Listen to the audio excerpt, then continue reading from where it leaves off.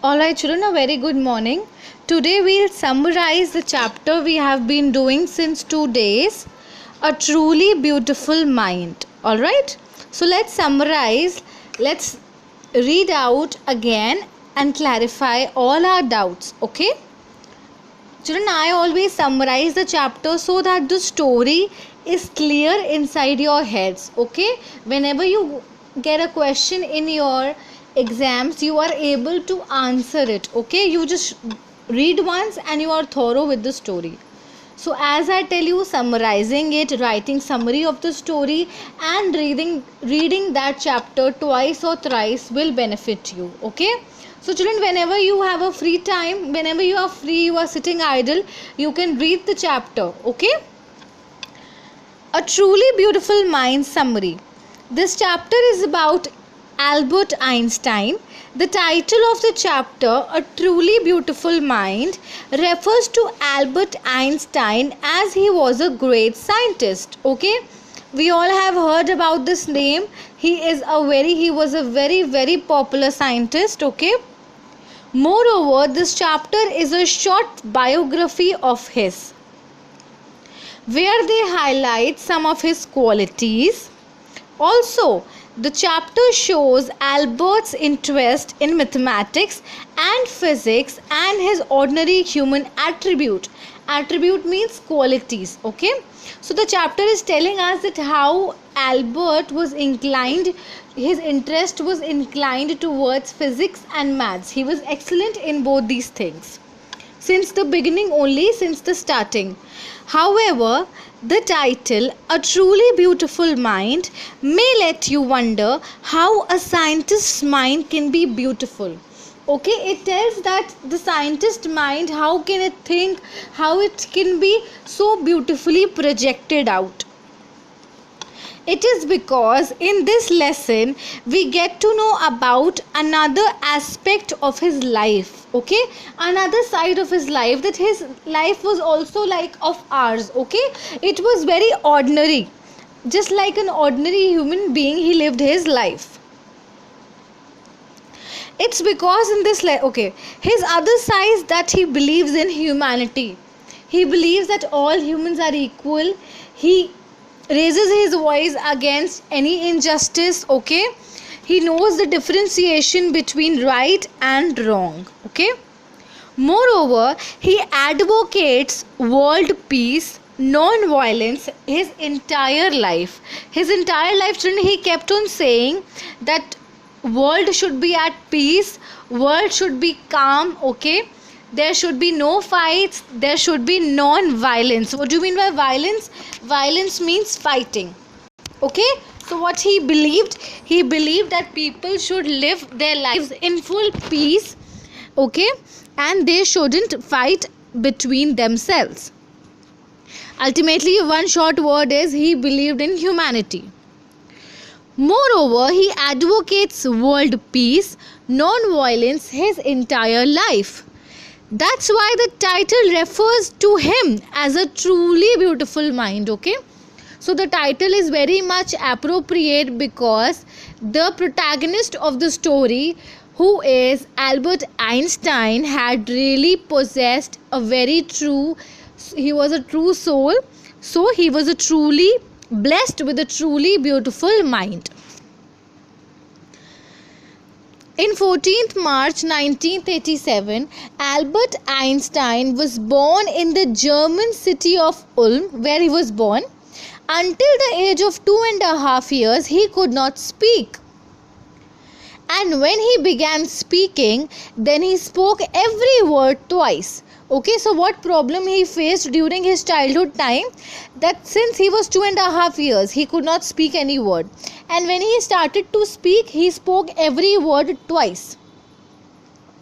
In childhood, his playmate considers him to be boring. Okay, they said that he's very boring, he's into his separate world, he never talks much, he's not that playful, he doesn't enjoy. So they turned him as a very boring and dull person. His mother also thought that he was crazy because of the abnormally large size of his head. Okay, so what do we come to know? That his head was a little big from the usual. Okay, so it was a little bit abnormal as in not normal, not usual. Headmaster of his school regards him as stupid and good for nothing. So children, basically we come to know that his school life was not much entertaining. Okay, it had very drawbacks. The headmaster also, the main head of the school also didn't like him much. He said that that boy is stupid and he's good for nothing. Okay, but then he proved all of them wrong. How did he prove that? When he was 6, on his mother's instance, he learned to play violin and became a skillful violinist. Okay, at the age of 6, his mother requested him or made him pursue the learning of violins, and he learned it so effectively and efficiently that he became very skillful in that. His family shifted to Munich when he was 15, but there he feels uncomfortable with the strict discipline of the school, so he left it. Okay children, so it was that he really didn't like school. He felt really uncomfortable. So when he was of the age 15 years old, he left school. He didn't want to go to school. He had clashes with teachers. He didn't like the concept. He was good in studies, but apart from studies, all the aspects of school he didn't like any, and nobody liked him during his school time. After completing his schooling, he gets admission in the University of Zurich because the atmosphere in the university was more liberal. Liberal means one can live liberally, one can keep his ideas, freedom, freely, and they accept new ideas and concepts. Besides, he has more interest in physics and mathematics. At the university, he met a fellow student, Melvia Marek. She was equally clever and intelligent. Now she met a girl, Melvia, in his college, during his college time, and she was also a very smart, talented, intelligent and a clever girl. Afterwards they married and had 2 sons, but unluckily their marriage didn't last. Okay, since for 2 years they stayed together. He had 2 sons, but there was no compatibility. They couldn't gel in with each other properly, so he divorced with her and split means move here and there, got apart with his wife in 1919. Subsequently, after finishing his education, Albert worked as a technical expert in the patent office at Bern. I actually explained to you the meaning of patent. Okay, also there he secretly worked on his idea on relativity. Okay, there he also worked on a very unique program of relativity. He put on his paper on the special theory of relativity, which follows by the world popular equation E is equals to mc square. Okay children, this equation which he has actually made, he has discovered this equation. We use it till date in physics. Okay, in addition, he also publicizes his paper on general theory of relativity in 1915.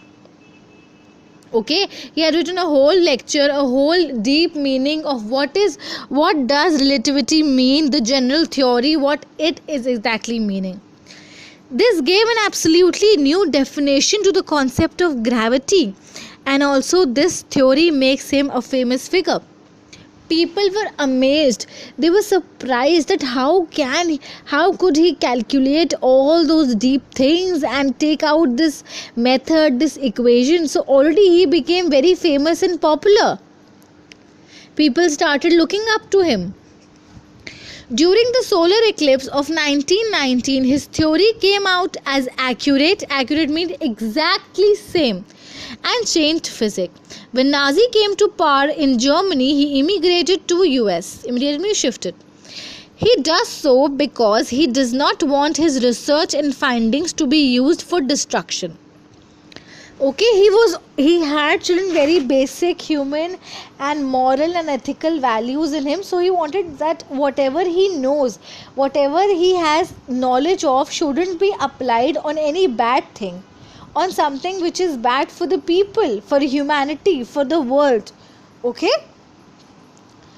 Further, when Germany discovered the principle of nuclear fission in 1938, he was the first person to write to the American president about the dangers of atomic bombs. Okay, he very well knew that atomic bombs can wildly cause destructions to territories near it. Okay, it can destroy the whole part, the whole country and the nearby territories. He was very well knowing that what harm, what deep damage, destruction can happen. Moreover, in 1945, when America threw down the atomic bombs on Hiroshima and Nagasaki, he was deeply hurt. Okay. Also, he writes a letter to the United States for the formation of a world government so that it can prevent recurrence of such destruction. So that he wanted that some fundamental constitutional rules should be there, so that whatever destruction has happened shouldn't happen again. There should be set of rules which must be followed with every citizen, by every citizen. In last days, he spent most of it in politics, advocating world peace and democracy. Okay, now he got very much involved into the political world, into politics. Okay, the great scientist died at the age of 76 in the year 1955. So the story was about the whole journey of Albert Einstein since the beginning, since his childhood when he was born, then later on how did he inculcated himself, then his school life, his college life, his marriage, everything, okay, is there in this one story. A truly beautiful mind is a summary of the biography of the famous scientist Albert Einstein. The story portrays the other side of his life, that he concerns and promotes human welfare, human well-being. And that is the reason why the title of the story is A Truly Beautiful Mind. The story is dedicated, the title is dedicated to this beautiful person. Okay?